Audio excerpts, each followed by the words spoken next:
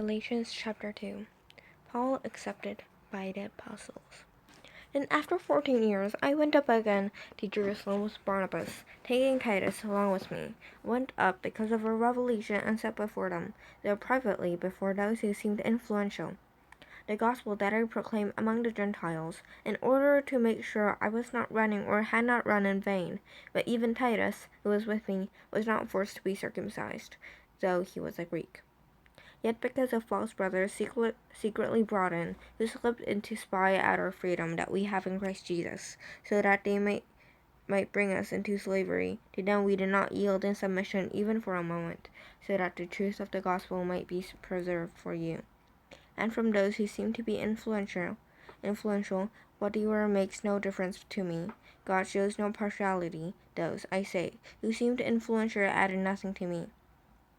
On the contrary, when they saw that I have been entrusted with the gospel to the uncircumcised, just as Peter has been entrusted with the gospel to the circumcised, for he who worked through Peter for his apostolic ministry to the circumcised worked also through me for mine to the Gentiles.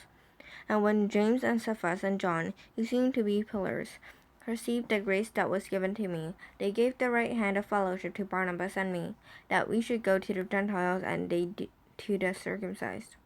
Only they asked us to remember the poor, the very thing I was eager to do. Paul opposes Peter. But when Cephas came to Antioch, I opposed him to his face, because he stood condemned. For before certain men came from James, he was eating with the Gentiles. But when they came, he drew back and separated himself, fearing the circumcision party. And the rest of the Jews acted critically along with him, so that even Barnabas was led astray by their hypocrisy.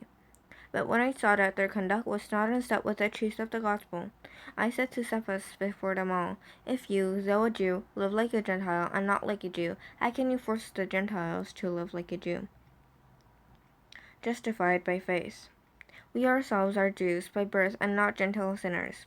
Yet we know that a person is not justified by works of the law, but through faith in Jesus Christ. So we also have believed in Christ Jesus, in order to be justified by faith in Christ, and not by works of the law, because by works of the law no one will be justified. But if, in our endeavor to be justified in Christ, we too were found to be sinners, is Christ then a servant of sin? Certainly not. For if I rebuild what I tore down, I prove myself to be a transgressor.